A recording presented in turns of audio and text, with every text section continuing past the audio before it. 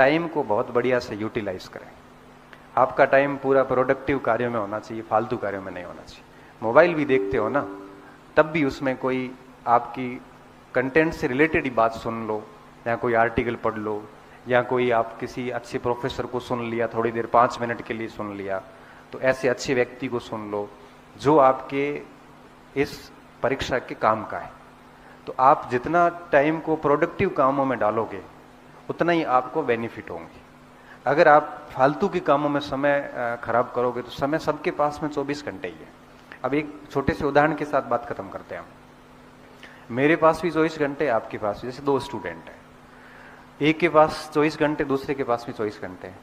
अब एक ऐसा स्टूडेंट है जो 1 जनवरी से ही मान लो लग गया और डेली मतलब जी तोड़ मेहनत कर रहा है, 12 घंटे 15 घंटे, घंटे काउंट ही नहीं हो रहे हैं। बेसिकली जो मेहनत करता है वो घंटे काउंट नहीं करता, फिर भी मान लेते कि 12 से 15 घंटे वो पढ़ रहा है, दबा के पढ़ रहा है।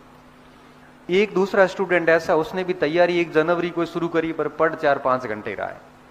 आप सोचिए कि महीने के अंत में जो 4 घंटे पढ़ रहा है वो 120 घंटे की पढ़ाई कर रहा है, और जो 12 घंटे पढ़ रहा है वो आपके 360 घंटे की पढ़ाई कर रहा है।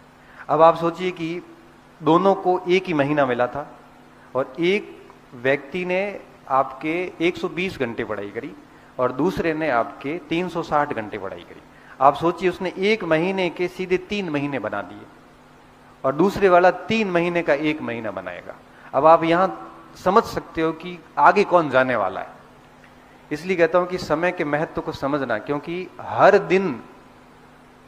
दिन आप कुछ न कुछ छोड़ रहे हैं और हर दिन आप कुछ न कुछ पा रहे हैं। अगर आप पढ़ रहे हैं तो बहुत कुछ पा रहे हैं, अगर नहीं पढ़ रहे हैं तो खो ही रहे हैं और कुछ मिल नहीं रहा है।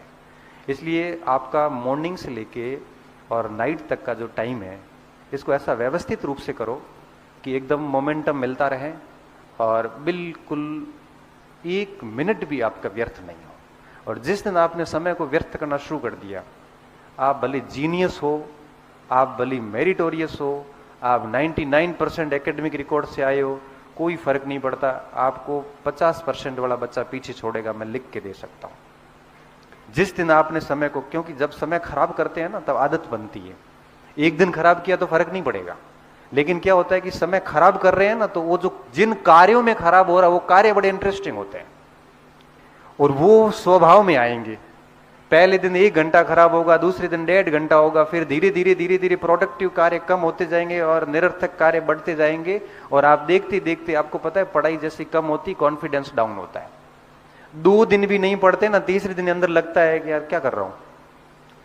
और जैसे जैसे आपका फालतू समय जाएगा ना, वैसे वैसे आपका मोरल, कॉन्फिडेंस वगैरह सारा धीरे धीरे डाउन होता जाएगा और आप एक नए डिप्रेशन में जाएंगे। क्योंकि अच्छी रैंक आते आते आप पीछे रह जाते हैं और पीछे आ जाते हैं, तब आप उस स्थिति को स्वीकार नहीं कर पाते। जैसे बच्चे की बहुत शानदार स्थिति रही हो और अचानक से उसमें डिक्लाइन आता है ना, तो वो अपनी उस स्थिति को याद कर करके पछताता है कि यार मैं ऐसे कैसे हो गया हूं, और एक नए लेवल की बीमारी शुरू हो जाती है। इसलिए मैं कहूंगा कि आप सुबह से शाम तक आप अपना जो टाइम है उसको बहुत बढ़िया तरीके से यूटिलाइज करो।